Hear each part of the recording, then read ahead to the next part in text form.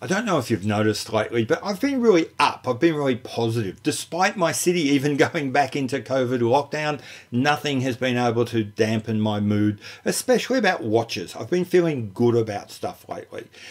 A couple of videos desperate to make me unhappy again. And both from people I've got a lot of time for. Federico and Adrian at Bark and Jack, both telling me that social media is ruining the watch hobby. You know what? I had to think about it. And I listened to their arguments and decided that they are completely wrong. Social media is brilliant. It's wonderful. And whilst it's pretty much perfect, I do agree we can do better. And so I'm going to talk a bit more about that on the other side of the break.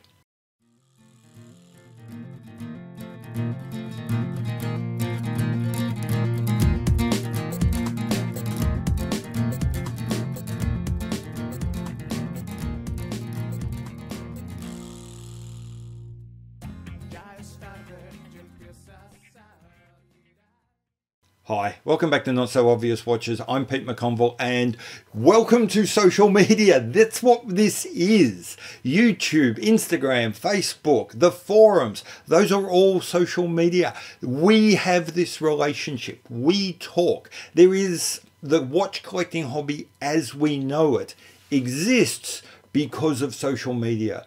Take social media away and I suspect the only people I would know in this hobby would be salesmen at ADs. That would be it. I owe everything about the sense of community I have with watches to social media. And I strongly suspect many of you do too. I strongly suspect that in the absence of Instagram, Facebook, the forums, these channels, podcasts, and the communities that grow around those, most of us would not know each other. And for me, that's good enough. For me, that will let me forgive pretty much every sin of social media. Slightly more personal, if it can get more personal than that, I love that social media does what it does because I directly benefit from it. And I do not mean the pittance of ad revenue I get from Google. You know what? That makes zero difference to my life. What I mean is social media has allowed me to have a collection of watches probably worth at least twice, maybe up to 4 times what I would be able to buy if social media didn't do what it did. And what does social media do? It turns on the light for the moths. Social media, and we're talking, it doesn't matter what product category, cars, cameras, lenses, phones, IT systems, and indeed watches, social media will always drag the vast bulk of people to a small number of universally digestible products. That's just what it does. I don't care what area you look at, you will always find the same things occurring. And for those of us that aren't drawn to the light like a moth to the flame, that is brilliant because not only does it suck eyeballs, it sucks the money. Every dollar that someone is prepared to spend over MSRP on a Rolex is a dollar that comes off the price of all the other watches out there.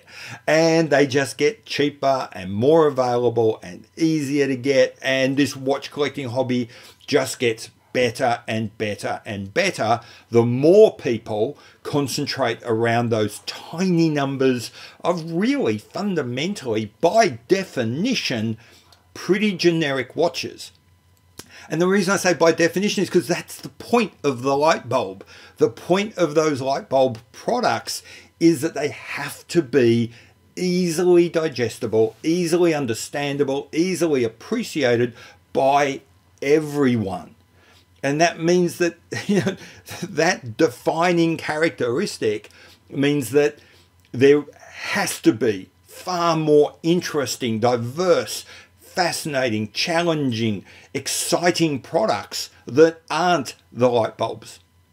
So from that point of view, I think for the person who really does approach this hobby as what can I get that excites and influences and really thrills me, social media is fantastic.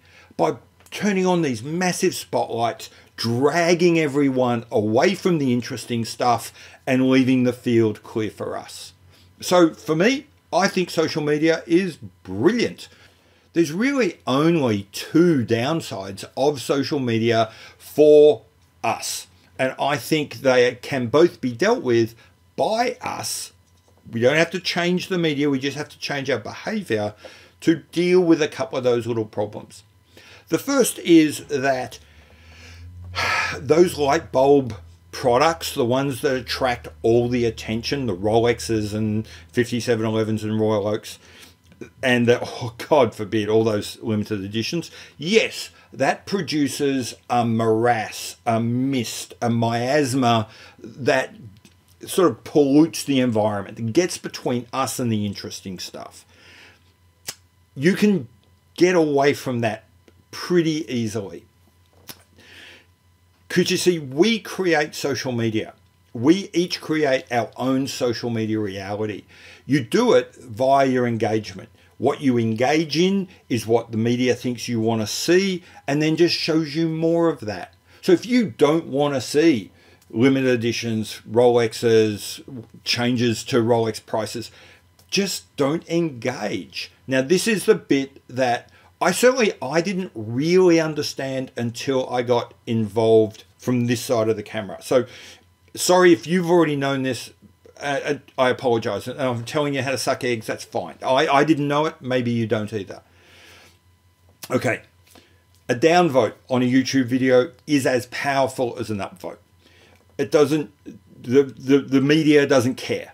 So if you touch a button on your screen, up or down, then all it knows is you are interested in what you see, you will see it. A comment, no matter what you say, is a super exciting piece of engagement for media. It doesn't read your comment. You can write something like, this is really dull and boring and everyone's saying the same thing and I hope I never see this again. All social media knows is you were so excited, so engaged by what you just saw, you could be bothered typing something. If you don't want to see something, don't click on it, don't open it, certainly don't comment on it, don't downvote it, just let it go. Just get rid of it. And you'll find that over time and surprisingly quickly, stuff you don't want to see will actually just vanish. The trick is, it's going to take some discipline. You touch one more button on, you go and see Jenny L talking about how amazing this Rolex fake is. You will be back on the Rolex fake and Rolex tube treadmill. Can't get around that. It takes discipline. But if you are disciplined, you can get past the miasma of all the boring stuff that gets in the way. The second thing is there is content out there, those less light bulb-like brands. You can find it. It might not be recommended to you. Maybe you'll have to go to slightly smaller channels. I know it's probably not going to come necessarily with the big production values that, say, Hodinkee would give you. But it is there. And if you follow it, then those channels will grow, those sites will grow, their production values will go up. They will start to produce you better product.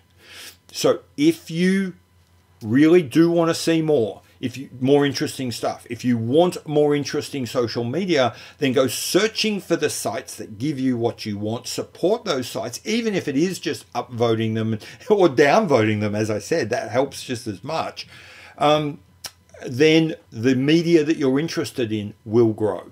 The other issue that happens with social media is that it can be a sometimes pretty toxic place. I know when I first started thinking about putting a YouTube channel together, one of the things I was warned about by everyone was get ready for the comments, get ready for the vitriol, get ready for the personal attacks. I've actually experienced almost none of that. I've had a couple of trolls and a couple of people, get personal. There's a couple of issues that but on the other hand, overall, it hasn't been too bad.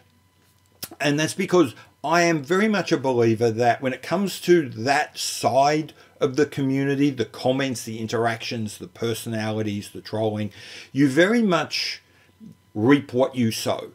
That your style, tone, and level, your content, the way you carry yourself anonymously, and most of you anonymously and behind your keyboards, definitely does come back to haunt you or to bless you in the way that people interact with you around these topics. Now, I've got to be very cautious and say, I do realize I'm saying that from a place of, God forbid, some privilege, being who I am, being reasonably well educated, being reasonably articulate, being white, being male, all gives me a huge advantage. And if you aren't any of those groups and not an English speaker, then it can get way trickier. And so I apologize to you if I'm coming across as patronizing. You guys have got a whole bunch of other issues to deal with.